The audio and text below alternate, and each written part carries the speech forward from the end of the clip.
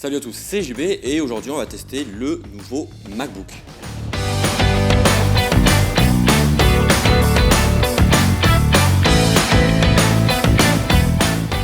On attendait un MacBook Air Retina, Apple a choisi de lancer une toute nouvelle gamme au nom de MacBook. Qui dit nouveau Mac dit obligatoirement nouveau design, nouvelles performances et nouvelles utilisations. C'est ce que l'on a avec ce fameux nouveau MacBook. C'est parti. Ce qui saute aux yeux dès le départ, c'est son nouveau design. Il adopte un écran de 12 pouces qui est disponible en 3 coloris.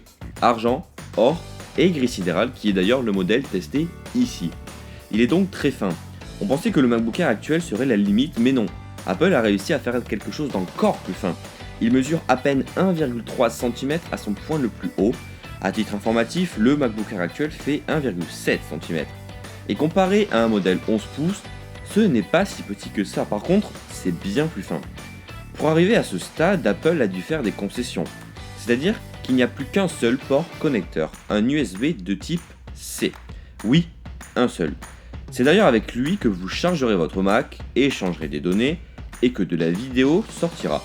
Apple n'a pas vu les choses en grand car il n'y en a qu'un seul. C'est-à-dire que vous ne pourrez pas le charger et utiliser un port USB par exemple, sauf si vous déboursez la modique somme de 89€ dans un adaptateur qui vous permettra de le charger, de brancher un USB, ainsi que de faire de la sortie vidéo en HDMI. Ça fait cher l'adaptateur, mais c'est malheureusement indispensable de nos jours.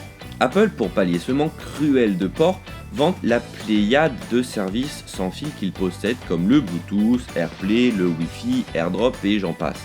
Certes, le sans fil, c'est pratique, mais lorsque l'on est en cours, par exemple, les établissements ne sont pas tous à la pointe de la technologie, et lorsque l'on doit brancher un ordinateur à un vidéoprojecteur, ça se fait via du VGA, donc il est obligatoire d'avoir l'adaptateur à 89€. Du fait que le MagSafe qui lui était magnétique ne soit plus de la partie, cela augmente considérablement le risque de faire tomber le Mac quand on s'enronche les pieds dedans. Deuxième grosse nouveauté dans ce MacBook, c'est son clavier. En effet, pour atteindre cette finesse, Apple a dû revoir entièrement son système de table. C'est-à-dire que maintenant la course sur le clavier est bien plus courte qu'avant. Et c'est très déroutant à la première utilisation et il faut quelques heures d'essayage pour s'y familiariser. Les touches sont plus larges que le clavier des autres Mac et chacune a une LED particulière pour le rétroéclairage. C'est beaucoup plus beau comme ça. Le trackpad a également été refait. Il est maintenant plus large et cliquable sur toute sa surface. C'est bien plus pratique. De plus, il embarque une nouvelle technologie, Force Touch, qui vient tout droit de l'Apple Watch, qui permet de différencier un tap d'un appui fort. Ça marche très bien, mais il faut prendre le coup comme sur la montre, je n'y arrive toujours pas à m'y faire. Mais le clou du spectacle, c'est bien entendu l'écran Retina de 12 pouces. Comme pour chaque écran de ce type, c'est magnifique. À côté d'un ancien MacBook Air, il n'y a rien à voir. Les couleurs sont vives et les noirs profonds. Et l'angle de vue sur cet écran est bluffant. Dans n'importe quel angle, on arrive toujours à voir l'écran. Il embarque bien entendu une caméra, mais qui contre toute attente est seulement de qualité VGA, soit 480p. Et ce n'est rien. Mais bon, Apple a cherché la finesse, donc a dû se contenter d'une faible qualité. Niveau autonomie, Apple annonce 9 heures de surf sur le web, et d'après les quelques heures que j'ai pu passer avec, l'autonomie est bonne. A voir après si avec le temps elle descend rapidement, vu la taille du boîtier, mais c'est un point positif de ce côté-là. Après, ce nouveau MacBook n'est pas puissant, loin de là. Il n'est destiné qu'à ceux qui en ont besoin pour du traitement de texte, et ça s'arrête là. Ne comptez pas dessus pour faire du montage vidéo ou de la retouche photo, vous n'irez pas bien loin. Et c'est bien dommage car vu son encombrement et son écran, c'est le parfait ordinateur. Mais non. D'ailleurs, le gris sidéral est magnifique mais prend rapidement les traces de doigts. Comme sur un iPhone, il faut le nettoyer souvent pour le garder propre.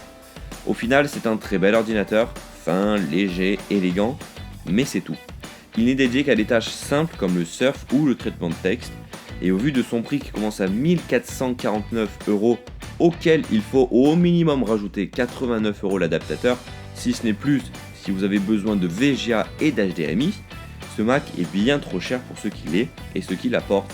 Il vaut mieux attendre quelques mois pour qu'Apple le mette à jour avec des processeurs plus puissants et pourquoi pas l'ajout de 2 ports USB de type C. Très beau produit mais très peu utilisable de nos jours et bien trop cher. Je remercie donc Arthur de m'avoir permis de tester son nouveau MacBook. Donc voilà, vous pouvez me retrouver sur Facebook, Twitter, Instagram, Snapchat et bien entendu sur la chaîne YouTube. Tous les liens sont dans la description de la vidéo. Allez, bye bye!